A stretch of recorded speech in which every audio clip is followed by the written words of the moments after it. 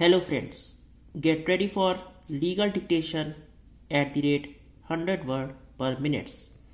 Okay, start.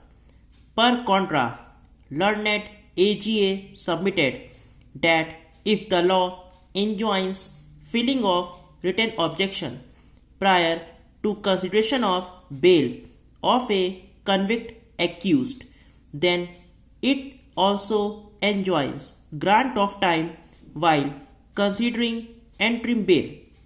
Learned AGA further submitted that if a thing is required to be done in a particular manner, then either it should be done in that manner or not at all. He further submitted that amendment was brought by the legislature so that convicts of death sentence, life imprisonment, or for a term of 10 years or more not be released on bail easily without hearing public prosecutor.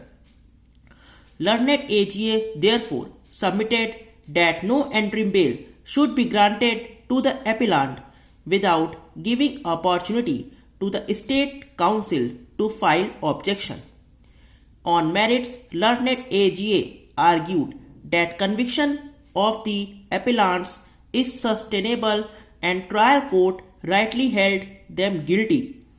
He supported impugned judgment of conviction and sentence by contending that diary of the deceased indicate that she was maltreated with disrespect. He further submitted on the strength that mother did not support prosecution version as she was compelled for it to save Khedan Prasad from conviction, who was her relative.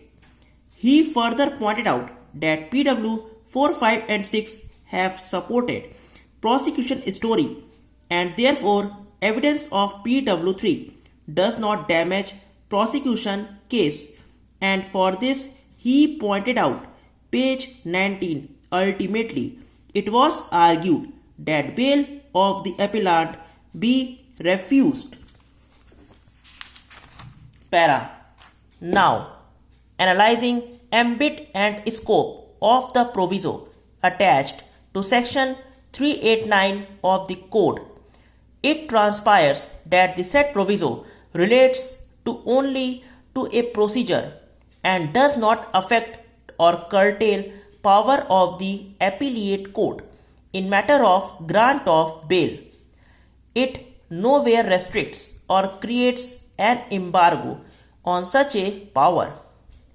What it provides is only a procedure to be observed while considering bail of a convicted accused sentenced with death, life imprisonment, or imprisonment for 10 years or more.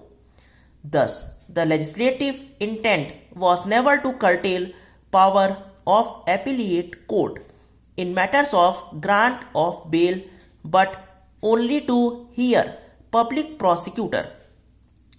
Scope of such a proviso therefore cannot be stretched to scuttle power of the court to grant interim bail. It was rightly argued that a proviso may carve out an exception but cannot curtail limits of parent section. Further sentences of less than 10 years of imprisonment is beyond the purview of said proviso, where its observance of granting time to the public prosecutor to file written objection can be eschewed, albeit hearing of public prosecutor may be strictly adhered to. Thus, the proviso has been added as an abundant caution only, otherwise normally, but for certain aberrations, no bail in appeal against conviction is considered without hearing public prosecutor.